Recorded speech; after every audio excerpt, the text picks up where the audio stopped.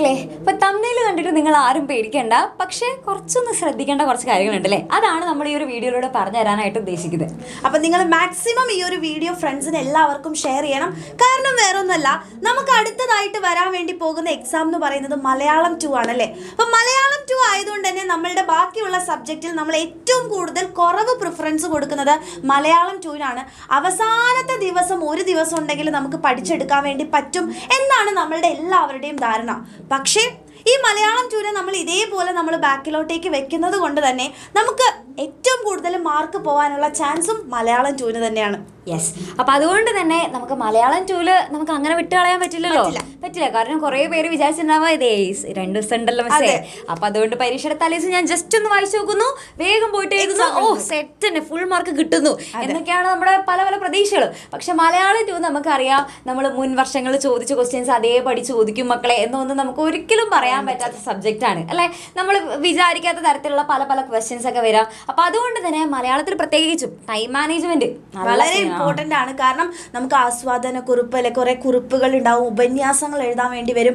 അപ്പോൾ അതിനൊക്കെ നമുക്ക് അത്യാവശ്യം അല്ലെ കണ്ടന്റ് എഴുതാനുണ്ടാവും. അപ്പോൾ കുറേ നമുക്ക് ആലോചിച്ചിരുന്ന് എഴുതാനുള്ള ഒരു സമയം നമുക്ക് ഉണ്ടാവില്ല. അപ്പോൾ വളരെ കുറച്ച് സമയത്തിനുള്ളിൽ നമ്മൾ ഏറ്റവും നല്ല ഭാഷയിൽ എഴുതണം. നമ്മൾ വെറുതെ സംസാരിക്കുന്ന ഭാഷയിൽ എഴുതി കഴിഞ്ഞാൽ തന്നെ നമുക്ക് മലയാളത്തിന് മാർക്ക് കിട്ടില്ല. അപ്പോൾ എങ്ങനെയാണ് അത് വളരെ ഭംഗിയായിട്ട് നമ്മൾ എഴുതണം, നമ്മുടെ പ്രസന്റ് ചെയ്യണം. അതുപോലെ തന്നെ നമ്മൾ ഉപയോഗിക്കുന്ന പദങ്ങൾ നമ്മൾ ശ്രദ്ധിക്കേണ്ടതുണ്ട്. നമ്മൾ സാധാരണ ഉപയോഗിക്കുന്ന പദങ്ങളൊന്നും നമ്മൾ ഉപയോഗിക്കാൻ പറ്റില്ല.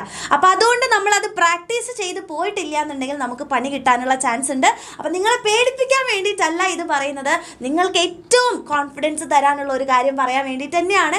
ഇതെല്ലാം നമ്മൾ ശ്രദ്ധിക്കേണ്ടതെന്ന് നിങ്ങൾ മനസ്സിലാക്കുക. അപ്പോൾ അത് ഫുള്ള് സെറ്റ് ചെയ്യാൻ ATR മിസ്സും ദിൽഷ മിസ്സും ഉള്ളപ്പോൾ നിങ്ങൾ എന്തിനു പേടിക്കണം അല്ലേ? അതെ. അപ്പോൾ ഇനിയുള്ള 2 ദിവസം നിങ്ങൾ ഞങ്ങളെ തന്നെയാണ് കാണാൻ വേണ്ടി പോകുന്നത്.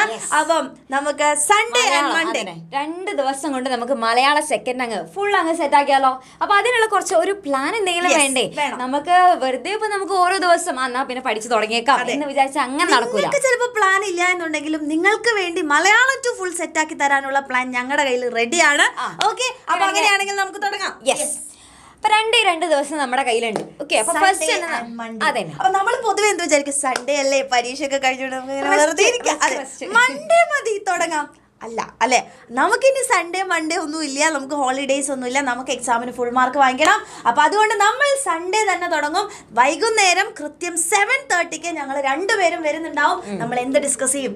Full chapters. കാരണം നമുക്ക് ആദ്യം തന്നെ ചാപ്റ്റർ അറിഞ്ഞു കഴിഞ്ഞാലാണ് നമുക്ക് ബാക്കിയുള്ള ക്വസ്റ്റ്യൻസ് അറിയാൻ പറ്റുള്ളൂ. അപ്പോൾ ഈ ചാപ്റ്ററും ക്വസ്റ്റ്യനും ഒരുമിച്ച് പോയി കഴിഞ്ഞാൽ കുറേ സമയം എൻ്റെ കുട്ടികൾ ഇരിക്കേണ്ടി വരും. അപ്പോൾ അതുകൊണ്ട് നമുക്ക് ഫസ്റ്റത്തെ ദിവസം നമുക്ക് എന്ത് ചെയ്യാം, ചാപ്റ്റർ മാത്രം നമുക്ക് നന്നായിട്ട് എല്ലാ ചാപ്റ്ററും ഒന്ന് നന്നായിട്ട് ഡീറ്റെയിൽ ആയിട്ടൊന്ന് പഠിച്ചു പോവാം. പിന്നെ രണ്ടാമത്തേത് അപ്പോൾ ഇവിടെ നോക്കുകയാണെങ്കിൽ ഫസ്റ്റ് ഡേ വണ്ണില് നമ്മൾ എന്ത് ചെയ്യുന്നു, ഡേ 1 നമ്മൾ ഫുൾ ചാപ്റ്റർ നമ്മൾ റിവൈസ് ചെയ്യുന്നു. ചാപ്റ്ററിലെ മെയിൻ ആയിട്ടുള്ള ക്യാരക്ടേഴ്സ്, അതിൽ എന്തൊക്കെയാണ് ആശയം വരുന്നത് നമുക്കറിയാം. നമുക്ക് എന്താ പറയുക, കവിതകൾ പഠിക്കാനുണ്ട്, കഥകൾ പഠിക്കാനുണ്ട്, അപ്പോൾ ഒരുപാട് കാര്യങ്ങൾ നമുക്ക് ചെയ്യാനുണ്ട്. അപ്പോൾ ആ ഒരു ചാപ്റ്റേഴ്സ് നമുക്ക് അത്രയും നന്നായിട്ട് ബൈ ഹാർട്ട് അറിഞ്ഞാൽ മാത്രമാണ് നമുക്ക് എവിടെ നിന്ന് ക്വസ്റ്റ്യൻ ചോദിച്ചാലും നമുക്ക് എഴുതാൻ പറ്റുള്ളൂ. അപ്പോൾ അതിന് നമ്മൾ ചാപ്റ്റർ സെറ്റ് ചെയ്യണം.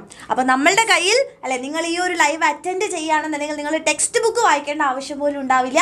നിങ്ങൾക്ക് കംപ്ലീറ്റ് ആയിട്ടുള്ള ചാപ്റ്റേഴ്സ് നമ്മൾ അടിപൊളിയായിട്ട് പഠിപ്പിച്ചു തരും. ഓക്കെ, ഇനി അതിനുശേഷം രണ്ടാമത്തെ ദിവസം, അതായത് നമ്മുടെ മൺഡേ നമ്മൾ എന്ത് ചെയ്യും, ഈ ചാപ്റ്റർ നമ്മൾ ഓൾറെഡി പഠിച്ചല്ലോ, അത് കാണട്ടോ. അല്ലെങ്കിൽ പിന്നെ നിങ്ങൾ പെട്ടെന്ന് ക്വസ്റ്റ്യൻസ് കണ്ടു കഴിഞ്ഞാൽ കിളിയൊക്കെ പോയിട്ടിരിക്കും. ഓക്കെ, അപ്പോൾ അതുകൊണ്ട് ചാപ്റ്റർ പഠിച്ചതിന് ശേഷം നമ്മൾ എന്ത് ചെയ്യുന്നു, ഇമ്പോർട്ടൻ്റ് ആയിട്ടുള്ള ക്വസ്റ്റ്യൻസ് ഫുള്ള് നമ്മൾ പഠിക്കുന്നു. ഓക്കെ, അപ്പോൾ അതും കൂടി ആയിക്കഴിഞ്ഞാൽ കംപ്ലീറ്റ് സെറ്റായി.